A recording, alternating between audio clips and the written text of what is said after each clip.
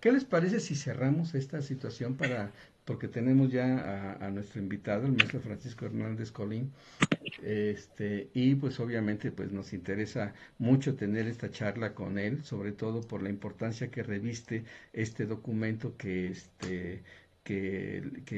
acaba de publicar el Instituto Nacional Electoral, y que nos habla acerca de la condición de la democracia en México. Entonces, sí sería importante saber, escucharlo y darle pues el pie a la participación de esta sección que nosotros le denominamos ventana abierta.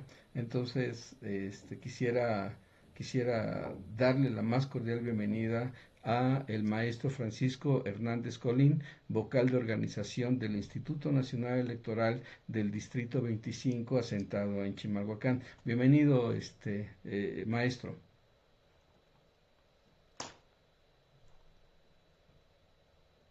Su micrófono, por favor.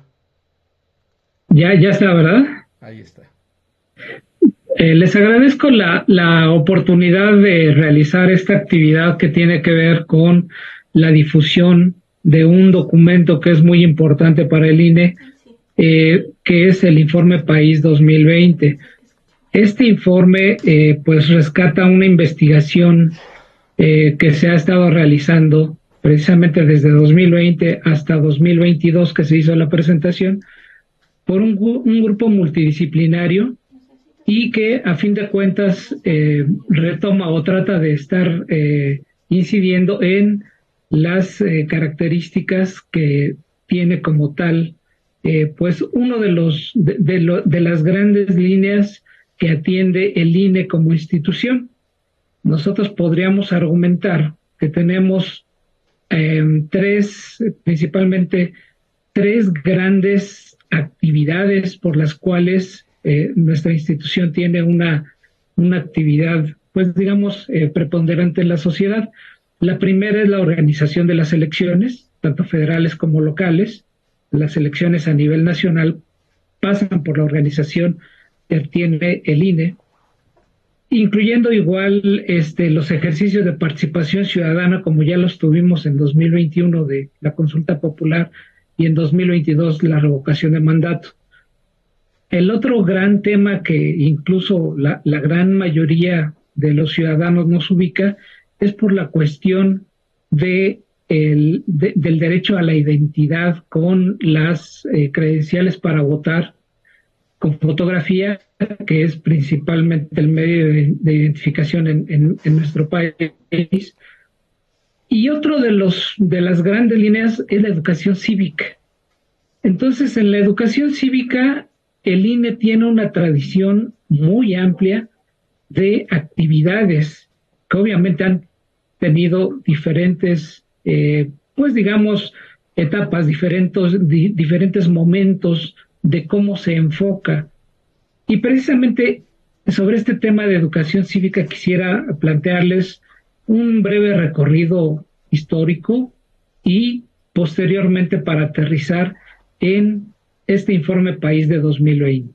Desde sus inicios como institución, primero como Instituto Federal Electoral en los 90, las actividades que se realizaron por parte del INE pues son muy importantes porque son las primeras que tienen que ver con la difusión principalmente de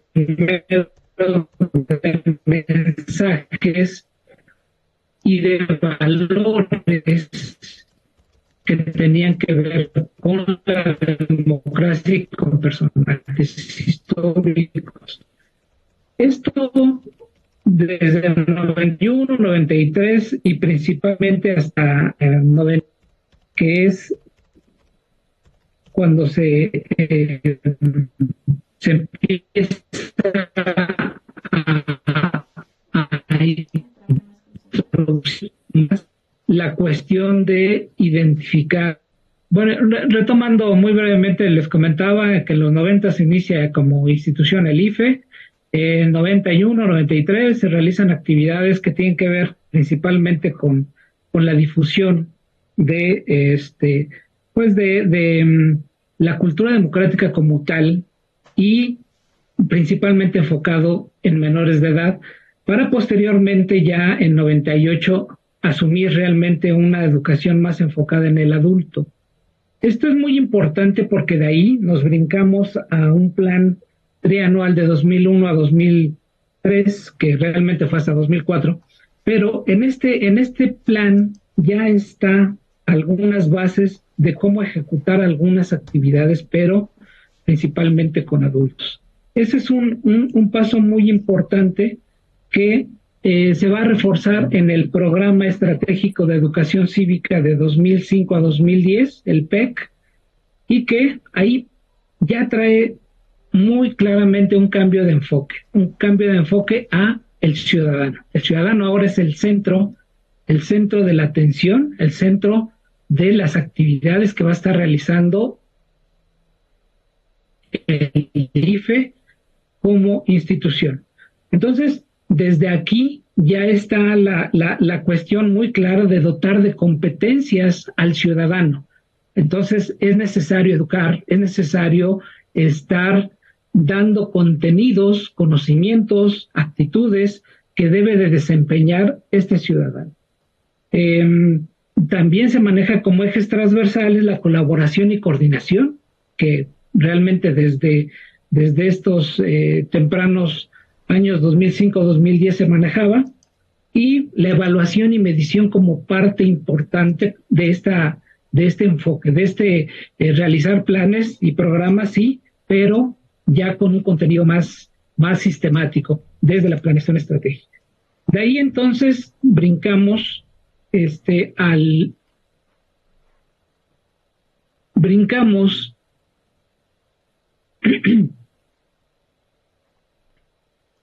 al Programa Estratégico de Educación Cívica de 2005-2010, les comentaba, fue ya un parámetro muy importante, y de ahí nos brincamos a la Estrategia Nacional de Educación Cívica para el Desarrollo de la Cultura Democrática, 2011-2015, en el cual se plantea como tal un esfuerzo ya de plantear una estrategia con un plan ya muy definido, con una misión, una visión, objetivos estratégicos, y a partir de ahí también se plantea en una de estas estrategias tener un documento de investigación que es el informe país. Entonces, desde 2011 se plantea, 2012 se planea, se pensaba que en 2013 y 2015 se iban a tener, esas serían las periodicidades bianual, se iban a tener en esos momentos, pero obviamente el contexto no permitió que eso se realizara, y por eso realmente el informe país empieza hasta 2014, que es cuando ya se presenta, y a partir de ahí yo creo que ya esta es una etapa muy clara, muy importante para nosotros. ¿Por qué? Pues porque efectivamente nos empieza a delinear principalmente dos cuestiones. Uno, que son las políticas públicas lo que va a estar atendiendo o teniendo como base este tipo de plan, de estrategia, y por otro lado, la cuestión de la construcción de ciudadanía. Construcción de ciudadanía entendida precisamente con todas estas actividades que se plantean para que el ciudadano sea capaz de transformar, de cambiar las condiciones que enfrenta. Entonces, este es realmente todo el antecedente así formal, real, que tiene como tal el INE en este plan de 2011-2015. Entonces, vuelvo a repetir, el enfoque en políticas públicas, y por otro lado tenemos la cuestión de la construcción de ciudadanía. Entonces, la idea era tener un documento confiable, utilizado por los ciudadanos para conocer, y a partir de ahí proponer cambios, generar esta cuestión de exigencia para el caso de los gobernantes, que tuvieran transparencia, que puedan rendir cuentas, digamos, como fin último, como parte de esta participación. Entonces, en este inter, que yo estaba comentando hasta 2015, ya este plan lo mencionaba, y entonces el informe País en 2014 pues mencionaba estas situaciones ya como un enfoque serio, importante, etcétera. Para nosotros también es importante comentar que en 2016 tuvimos un plan estratégico como tal del INE de 2016 a 2026, que es el que está rigiendo ahorita.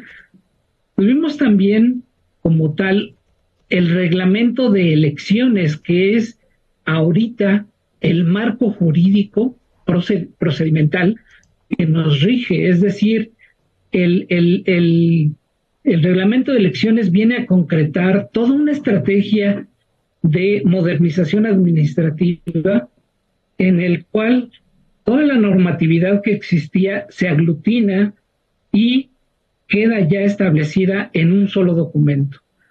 Este esfuerzo de mejora regulatoria fue muy importante. ¿Por qué? Porque había más de 2,000 documentos referentes a cómo hacer una elección y ya se integró todo para tener solamente un documento único a nivel nacional.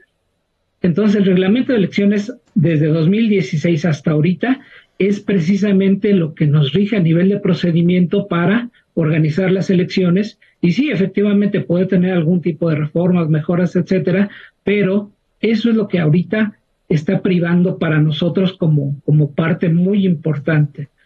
Y también viene un documento que es la ENCívica, la Estrategia Nacional de Cultura Cívica de 2017 a 2023, y que viene a concretar o toma como base el informe País de 2014, toda la parte, digamos, de descubrimiento teórica, etcétera, y establece cuáles son las estrategias que van a orientar esta educación cívica del INE.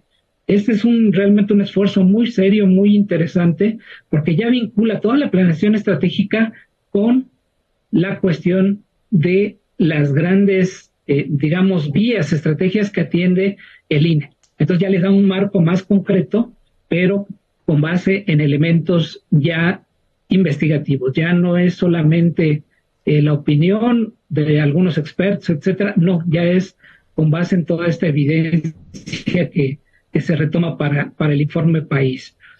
También en este documento se retoman elementos contextuales que son muy importantes.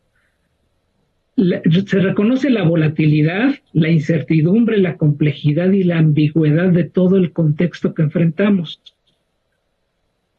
Y es precisamente lo que hemos estado haciendo desde 2022 con revocación de mandatos, 2023 con la cuestión de la elección de gobernador que tuvimos recientemente, y que obviamente también tenemos los intentos de reforma que tuvo el ámbito electoral en el mismo 2023. Entonces, todo este esquema, pues digamos, esta pequeña exploración, pues es para que entendamos un poquito el contexto, todo el contexto, y esto, vuelvo a repetir, solamente estamos dando una visión muy, muy, muy rápida. No nos estamos metiendo realmente a las cuestiones sociales que ustedes ya estaban atendiendo, el aspecto educativo, y que creo que es muy importante, porque obviamente también tenemos el escenario que nos privó con la cuestión de salud, con la pandemia.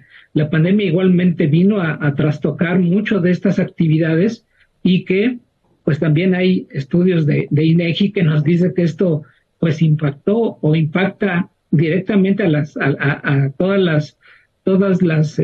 generación de niños que están ahorita estudiando, porque va a tener un impacto a largo plazo, donde les va a afectar precisamente en los aprendizajes, incluso en los ingresos que van a estar teniendo a futuro.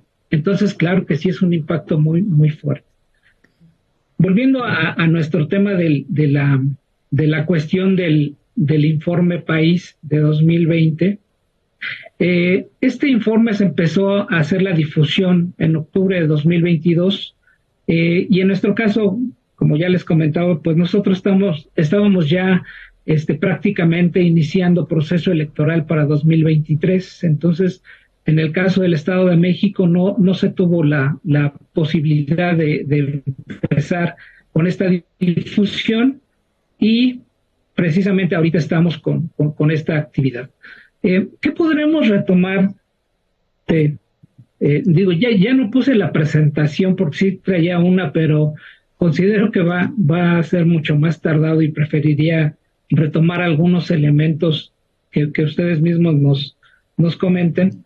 Pero en esencia, yo les puedo comentar que es un esfuerzo interinstitucional muy importante porque está planteado la colaboración del INE con el INEGI, con el Colegio de México, con otras instituciones educativas y también con la Secretaría de Gobernación para estar teniendo este panorama, digamos, pues más actualizado con respecto a cómo los ciudadanos se comportan a fin de cuentas. Por ahí tienen un documento que se llama Encívica, maestro, en donde, bueno, esta es una estrategia nacional de cultura cívica que precisamente el INE desde ahí fundamenta todo este trabajo de promoción y de difusión para captar a estos ciudadanos y que de alguna manera pues se empiecen a inmiscuir en este trabajo. Cabe mencionar que dentro de la información y de este dato que nos va a comentar, pues la encuesta se realizó a más de 25,000 viviendas, nos dice este documento, ¿verdad? Adelante, maestro. Sí, efectivamente, estudio de 2020 precisamente toma o retoma elementos que tienen que ver con la representación, con la participación política y con los valores democráticos principalmente, y otro que tiene que ver con los trastornos de la democracia, que precisamente se retoma a nivel teórico como que los elementos por parte del ciudadano en esa vida pública, que a fin de cuentas es el objetivo principal, que el ciudadano se apodere de esos espacios públicos que debería de estar atendiendo. Y por eso es que desde el Informe País de 2014 se tiene esa concepción del ciudadano como un agente transformador, como agencia le llaman, es decir, como un elemento capaz de poder modificar, de poder participar y modificar precisamente esas condiciones que enfrenta y que obviamente el gobierno está realizando. En el caso de la cuestión de la dimensión de representación, ahorita mencionaba los cuatro componentes importantes. La cuestión de las universidades públicas, cómo las percibe el ciudadano como tal, es en la que mayor institución tiene de confianza, con un 70%. El Ejército y la Marina y la Guardia Nacional son las que le siguen y en el cuarto lugar el INE. ¿Por qué es importante esta pues digamos, esta métrica o esta medida?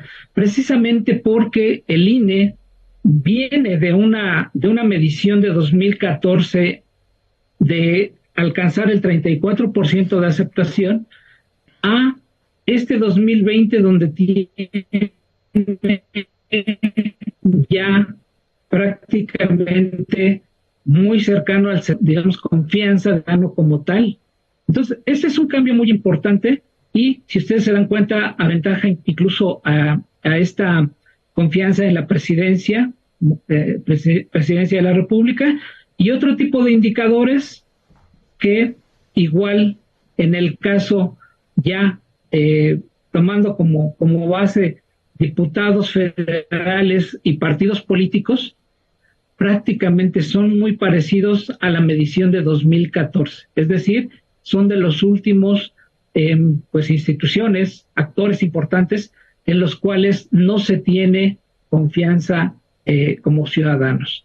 Entonces, eso es muy relevante en el aspecto de la representación. Y hay otro elemento también que se menciona, ¿cuál sería la percepción de los legisladores para elaborar las leyes? Y este tipo de resultados, los intereses de sus partidos, es lo que más, digamos, percibe la gente y pues la cuestión de que no se atiende precisamente pues digamos, las necesidades como tal de ellos como representados.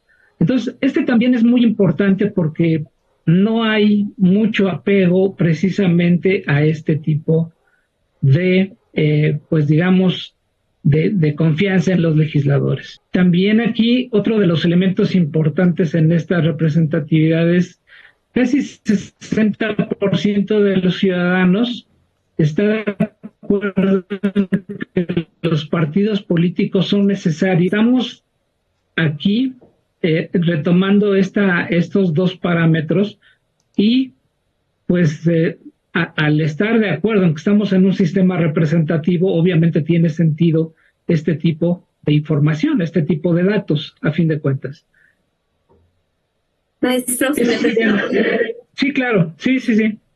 Bueno, aquí ya vemos dos situaciones un tanto complicadas, ¿no? De principio, el antecedente que nos da de la representatividad, no se siente representada la población con los partidos políticos, ¿no? O sea, no se asume que puedan tener una confianza viable y sin en cambio desean o sugieren que sí debe existir un partido político en la sociedad para que pueda haber una representatividad.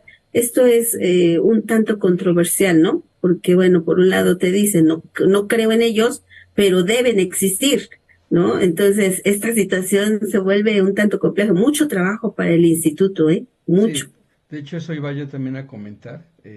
Me parece que es interesante los datos que nos están presentando. Esta gráfica que nos presenta acerca de la confianza que tiene la ciudadanía en las instituciones, pues es interesante, ¿no? Cómo es que son otras instituciones como las universidades las que todavía poseen un cierto grado de aceptabilidad, de plausibilidad en la opinión pública, mientras que la presidencia de la República está en un punto medio y los partidos están hasta abajo, literalmente en la confianza ciudadana, y eso es sintomático. Pero eso ya lo habíamos visto también en el 2012, fue en el 2012 cuando salió otro de los informes país, ¿verdad, maestro? Porque estos datos ya los habíamos revisado en algún momento y no vemos mucha 2014.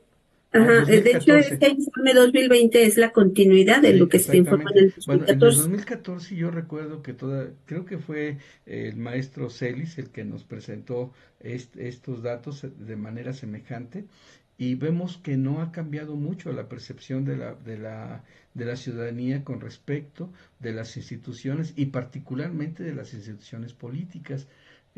Pues es grave el asunto. Pero así está nuestra democracia. Adelante, maestro, perdón, el comentario de pronto no salta así de principio, ¿no? No sé si podría poner maestro la copita que está ahí abajo para que se abra la presentación completa. Ya, sí. Ahí está. Lo voy a regresar tantito. Ahí está, sí, perfecto. Ajá. Sí, le comento, efectivamente, ese es parte de precisamente pues digamos, la invitación para que revisen el informe País de 2014 es muy importante porque sienta las bases, efectivamente, de cómo está, cuál es la calidad, le llaman, de la participación ciudadana. Metodológico para esta situación se está cumpliendo, se está llevando a cabo. Es un estudio que también se realizó en 2014 con los datos de la encuesta, y precisamente la conclusión es esta, que efectivamente a nivel general se puede decir que la participación del ciudadano es más o menos alta, comparado, digamos, con otro tipo de democracias más consolidadas, pero no se corresponde con elementos de participación no electoral. Es decir, el ciudadano común cree que participar como tal, como ciudadano, es solamente ir y votar. Una democracia, digamos, que se agota en la votación y no tanto en participar en otro tipo de actividades donde puede ejercer ecos culturales, una visión más integral. Entonces, esa es la conclusión de ese estudio, que realmente, como decimos, sí, efectivamente está como esta identificación de un ciudadano que tiene esa capacidad de agency, de cambio en su entorno social, pero evidentemente ya es una contradicción, porque realmente no, los parámetros que se investigaron es que la participación no electoral en el mejor de los casos llega al 12% y en el peor llega al 2%, con la participación a la hora de ir y votar. Son digamos que las gráficas que les había comentado, donde yo les decía que la parte la anterior, donde diputados federales y partidos políticos realmente no avanzan gran cosa, están en niveles muy parecidos en 2014. Entonces, sí es de preocupar que en el ámbito de la representación, pues no haya confianza como tal. Y hay otras formas, ahorita que mencionaba la maestra Patti, muy importante, toda esta parte de que tal pareciera que no hay otro camino más que la parte de participar a través de partidos políticos, pues precisamente porque es muy complejo y muy caro participar. Y ahí está la posibilidad de las candidaturas independientes, que tiene una figura ya muy reconocida, pero que, volvemos a lo mismo, no es la generalidad, o no hay hasta ahorita un cambio así perceptivo. Creo que por ahí tenemos otra vez un problema de señal. No sé si nos escuche, maestro Francisco Hernández. Eh, ya se congeló su imagen, entonces seguramente está un problema. Hay una gráfica que es muy interesante, maestro Francisco, que es la gráfica 1.3. Esa gráfica 1.3 nos habla acerca de las preferencias del régimen político. Y es interesante, no sé si por ahí la tuviera usted a la mano, porque habla acerca de que, bueno, pese a cualquier cosa, de acuerdo a los datos que nos da este informe país, el 65% de la población encuestada sigue prefiriendo a la democracia como un régimen, pues digamos, más deseable que cualquier otro de los posibles regímenes, ¿no? Entonces, me parece un gráfico muy interesante, porque nos da una visión. Y hay otra tabla, más bien la tabla, que es la tabla 2.2.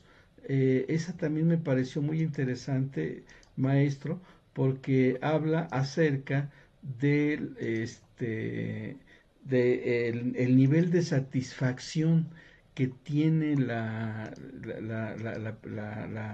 democracia, ¿no?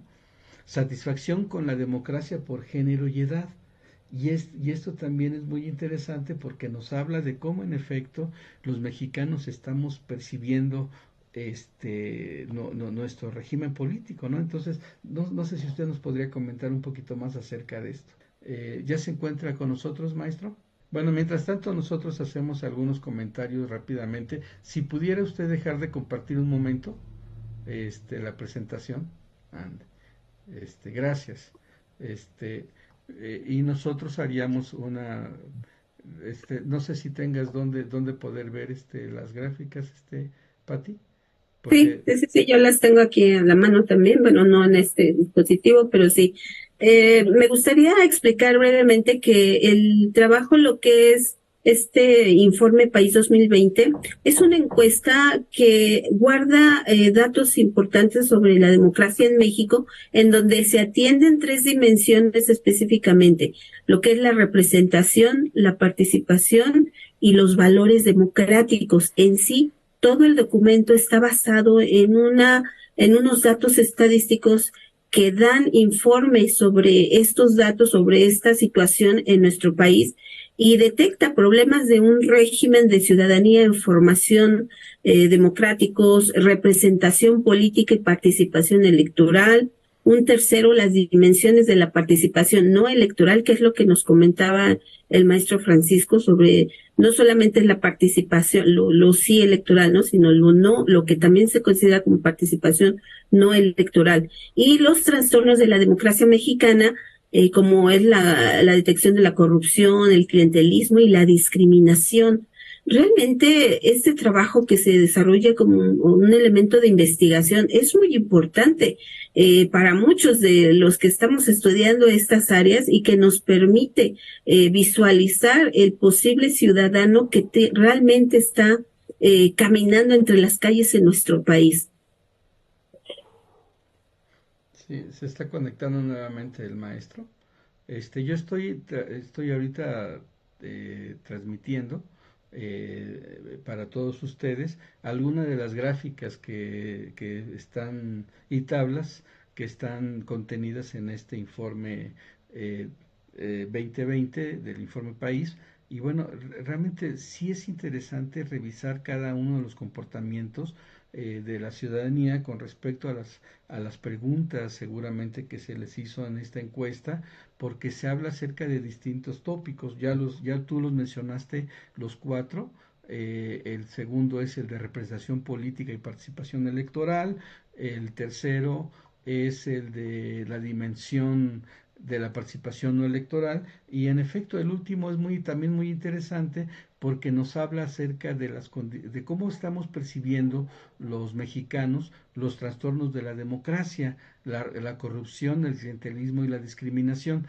Y bueno, hay algunas gráficas, como una que estoy presentando en este momento, la gráfica 4.2, donde dice que el 23% de la población encuestada dice que ha aumentado la corrupción en México, el 38% dice que se ha mantenido igual, 5% se ha mantenido igual de bajo, y 31, solamente el 31%, entre ellos supongo que, bueno, todavía no podemos decir que este régimen, porque este es del 20, dice que ha disminuido, ¿no? Pero bueno, pues estos son los datos que aparecen en este informe. Nosotros vamos a publicarlo, si ustedes nos permite, obviamente, donde se puede la liga para que usted pueda tener acceso al menos al resumen ejecutivo, que de todos modos es grande, son más de 70 páginas, porque este documento completo realmente hay que hacer una lectura, digamos, muy pormenorizada. Es un documento bastante grande, pero que sí vale la pena revisar. Adelante, maestro Francisco, ya se encuentra otra vez. 298 páginas contiene el documento completo. Ok, ahí está. Adelante, maestro Francisco. ¿Ya me escucha? Sí, ahora sí ya lo escuchamos bien. Ok. Sí, es que no sé realmente si las conexiones aquí no están muy bien o qué está pasando. Yo he tenido otras reuniones y igual nunca he tenido tanta dificultad. Sí, le comentaba que efectivamente solo estamos retomando algunas de las gráficas que ya les iba a compartir, y precisamente tiene que ver, como mencionaba, por ejemplo, con esta cuestión de la percepción de los ciudadanos de estas, pues digamos, dificultades para participar, que tiene como tal, a fin de cuentas, estas que le llaman trastornos de la democracia.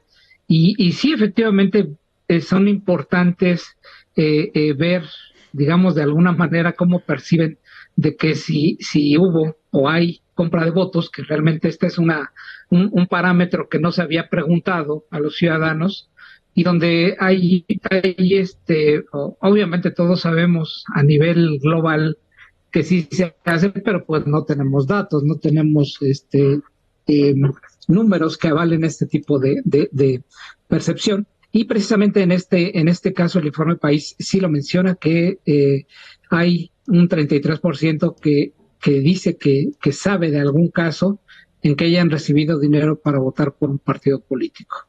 Entonces, les comentaba, sí es cierto que hay muchos de estos elementos que realmente a veces están en la percepción ciudadana, pero pues obviamente solo se confirma si realmente con un esfuerzo como este serio, que tiene que ver con una metodología, etcétera, pues obviamente se confirman ese tipo de opiniones.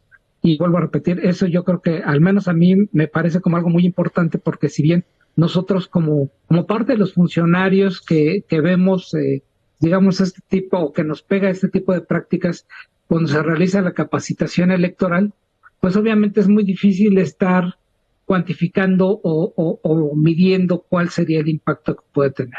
Esto obviamente va de la mano, tenía igual en la presentación también una de las gráficas sobre corrupción, y pues nos dice que realmente prácticamente se percibe como igual a otro tipo de gobiernos, donde dice que donde sí la gente identifica que se ha disminuido es un 30%, pero realmente más de 2/3 identifica que prácticamente en ese componente se sigue igual.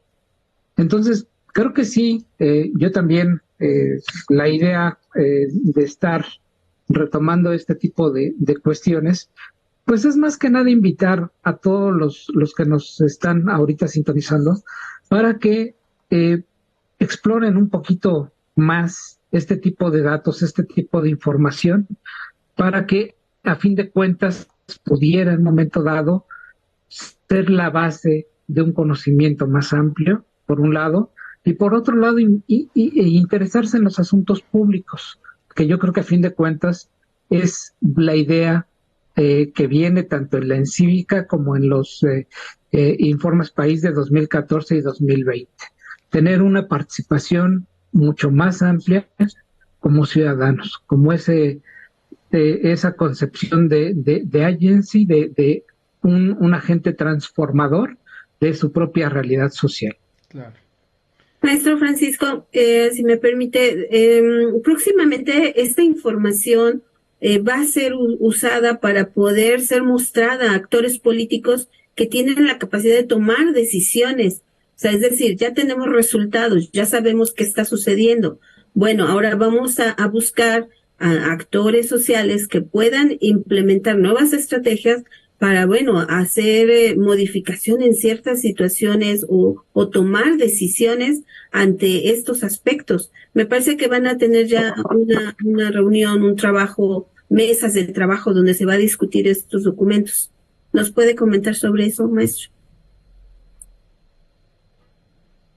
Mire, como tal, solamente es la presentación un poquito más formal, con actores clave, efectivamente, pero no hay hasta ahorita un plan específico para digamos, echar a andar este tipo de cuestiones. Y le digo, es una de las pues debilidades que se observan, o al menos yo como sí soy personal del INE, pero también puedo ejercer cierto análisis. Y esta parte de involucrar a muchos actores es la finalidad, primero, de que sepan que hay un documento como este que puede ser parte o el inicio de una actividad mayor. Es decir, tratamos ahorita de estar involucrando a diversos sectores de gobierno, efectivamente, principalmente del gobierno municipal, de distintas áreas como la educación pública, también en diferentes niveles, primaria, secundaria, preparatoria y universidad. También algunos otros actores como organizaciones de la sociedad civil, etcétera, que todo esto realmente integra un panorama que nosotros le llamaríamos multisectorial, es decir, la idea de que muchos sectores se enteren de que existen este tipo de productos para que los retomen y obviamente sea una parte utilizable como ciudadanos. Es decir, tomar ese conocimiento y a partir de ahí realizar algún tipo de acción. Ahora, ¿por qué menciono que a veces la debilidad es un poquito complicado armar o estructurar actividades? Pues Principalmente porque como ya mencionamos en los datos, somos muy poco proclives a estar participando, primero en general como ciudadanos individuales y a nivel institucional también. O sea, realmente tenemos mucha dificultad. Yo le comento que traté de hacer una actividad involucrando las boletas electrónicas con universidad y realmente lo que la universidad me dijo es, solo te voy a ofrecer un grupo de 100 personas. Entonces yo digo, pues las universidades son grandes y si haces algún tipo de esfuerzo de actividad y que solamente llegue a 100 personas, pues como que no tiene mucho efecto, como que habría un poquito más de interés o debería de haber un poquito más de interés para que este tipo de situaciones cambie. Pero le digo, es parte de ir construyendo ese tipo de cultura, esa cultura de colaboración, esa cultura de participar, esa cultura de asumirnos como ciudadanos y transmitir ciertos conocimientos. Entonces, yo le comento, sí, la idea es integrar eh, pues digamos, una presentación con diversos actores, pero pues, ¿verdad? Sería como inicial. Sí se tiene ya una pequeña base con lo que se hizo para la conformación de la agenda después de la presentación de los resultados de la consulta infantil y juvenil, que se hizo en 2022 prácticamente.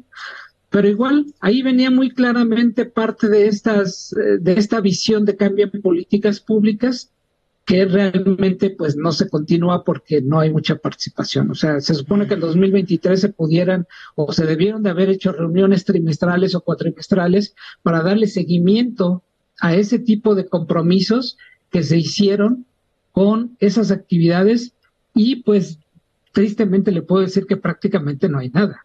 Claro. Entonces, sí nos falta retomar pues digamos, esa visión del ciudadano como agency, como agente transformador, pero pues también hay que ir armando esa participación, porque realmente sí es complicada en primer lugar, y en segundo lugar, pues no se ha logrado estructurar algo más formal y algo más, pues digamos, continuo en el tiempo. Claro. Bueno, pues finalmente la democracia es un régimen que se construye cotidianamente.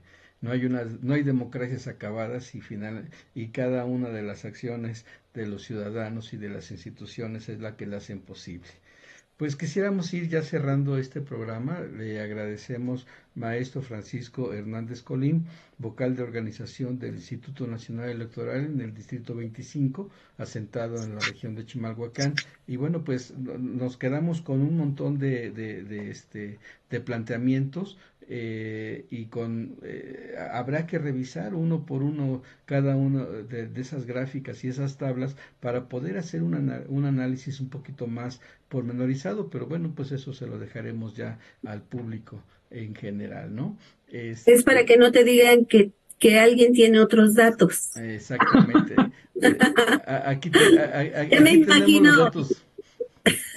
Ya me imagino viendo los partidos políticos que están en la parte más baja de la gráfica, argumentando que sí tienen credibilidad, ¿no? Claro. Algunos más que otros, ¿no? Claro. Entonces, bueno, ya me los imagino, ¿no? En fin. Pues maestro, muchas gracias. Esperamos contar con usted en otro momento porque este tema de la construcción de la democracia es un tema, digamos, urgente con respecto a estas crisis que usted mismo nos ha comentado aquí de lo que está ocurriendo en el país en este último informe del 2020. Sí, le agradezco muchísimo la posibilidad de difundir este documento que realmente yo creo que si como ciudadanos nos interesamos un poquito y tratamos de pues ver estos resultados, cómo se percibe, etcétera, creo que nos va a ayudar mucho. Creo que si a fin de cuentas, como mencionaba usted, la democracia se construye por cada uno de nosotros. Y yo creo que si llegamos o tratamos de llegar a algunas personas ahorita con despertar este interés, creo que eso es lo más valioso que se podría rescatar de esto. Y pues agradezco esta invitación y ofrezco una disculpa por todas las inconvenientes de la conexión, pero pues realmente no está en nuestro poder estar solventando este tipo de situaciones. Muchísimas gracias por todo su apoyo. Al contrario, muchas gracias.